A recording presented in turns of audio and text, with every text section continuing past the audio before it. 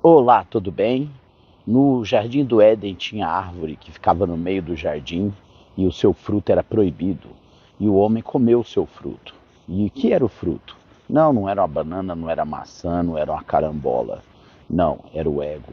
É quando o ser humano se alimenta do próprio ego.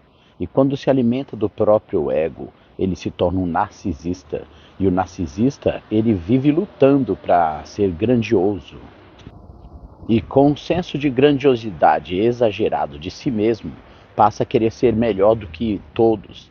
E por querer ser melhor do que todos, nunca para de competir. Sempre quer estar vencendo, ganhando dos outros, mostrando que é melhor. E isso é implantado na sociedade hoje. Viramos vítimas de um narcisismo aprendido se não tomarmos cuidado. Se vive com contendas e disputa entre vós, não sois carnais?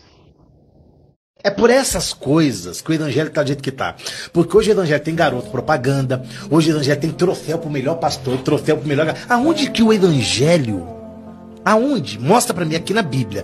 Onde que o evangelho tem troféu para quem foi o melhor pastor do ano? Pastor revelação, cantor... Aonde, irmão? Mas isso não seria só uma forma de reconhecimento pelo trabalho que a pessoa desenvolve no reino? Não, então, se você quiser que seu trabalho seja reconhecido aqui na terra, você já perdeu o seu galardão. É porque tem troféus, os troféus de salvação, da salvação. Tudo errado. Que pega os melhores do ano. Mas tá na Bíblia? Não, não tá na Bíblia, mas isso é um reconhecimento humano, né? Não precisa de reconhecimento humano. O evangelho não é reconhecimento, irmão. Quem tem que ser reconhecido e conhecido entre nós é Jesus. Aí ganhou o troféu de melhor pregador do ano. Ué, não, mas não de melhor pregador do ano, que mas eu não vejo mas isso não aí, tem né? que ter troféu nem para melhor pastor, nem para cantor, nem para ninguém. Isso aí é uma glória humana. É a glória do templo. Mas qual é o...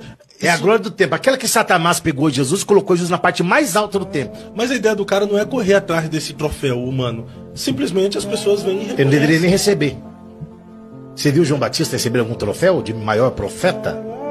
Título de maior profeta? O apóstolo Paulo, o maior dos profetas? Ele recebeu. E ele mesmo se colocou como o principal e o maior dos pecadores entre os apóstolos. E então surge o histrionismo, afetando essas pessoas de tal forma que elas vivem precisando, necessitando de viver num palco, como se estivessem eternamente em peças teatrais, tentando aparecer a todo custo, porque o histriônico ele precisa de atenção constante, precisa de que os outros digam que admiram, precisam de chamar a atenção constantemente. Esse histrionismo é uma doença que está afetando demais as congregações, fazendo com que a competição se torne ainda maior.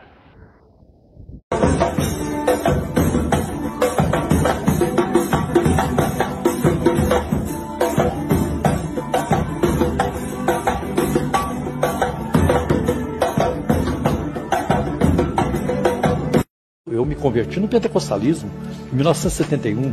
Naquela época, nós nunca ouvimos falar em sandália de fogo, canela de fogo, reteté, repleplé, pássaro de prata, o dom do cortador de cana. Tem alguém que fica assim. Gente, a gente não conhecia isso. Nosso pentecostalismo não tinha isso. Tinha lágrimas. O pentecostalismo naquela época tinha lágrimas. Tinha oração, tinha quebrantamento, né? Tinha arrependimento, conversão.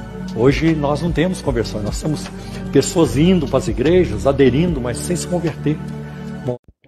E é por isso que as igrejas que pregam a palavra realmente, que pegam no pé para que as pessoas busquem humildade e andem em comunhão, se tornam cada vez mais vazias. As pessoas não querem largar seus narcisismos, eles querem sempre ser melhor uns que os outros.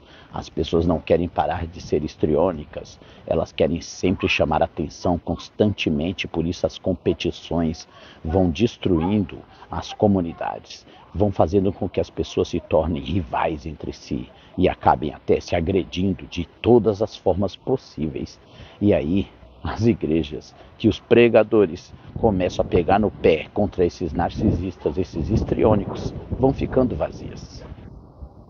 Você sabe por que as igrejas que pregam a verdade são as que estão se esvaziando a cada dia mais, e se bobear vai chegar um dia que o pastor vai pregar para a cadeira, porque não vai ter gente? Porque a igreja que prega a verdade, ela prega a Bíblia, e a Bíblia corrige, a Bíblia repreende, a Bíblia exorta, a Bíblia mostra a minha e a sua culpa, a minha e a sua vergonha, e tudo que o ser humano não quer agora é assumir a responsabilidade, ou Deus apontando de dedo dizendo: a culpa é tua. A responsabilidade é tua. Nós não perecemos por causa da vontade, do querer de Deus. Nós perecemos por causa da nossa vontade, do nosso querer. Porque nós estamos na igreja, mas os nossos corações estão lá nas coisas do mundo.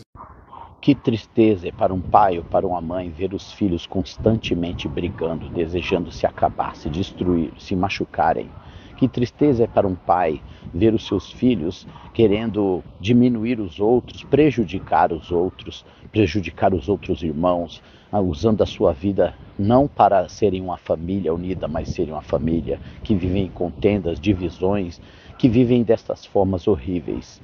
Por isso, é muito triste para um pai, Deus, olhar para os seus filhos, se tornando narcisistas, patológicos, e usando histrionismo com força total, fazendo com que o inferno seja instalado na terra.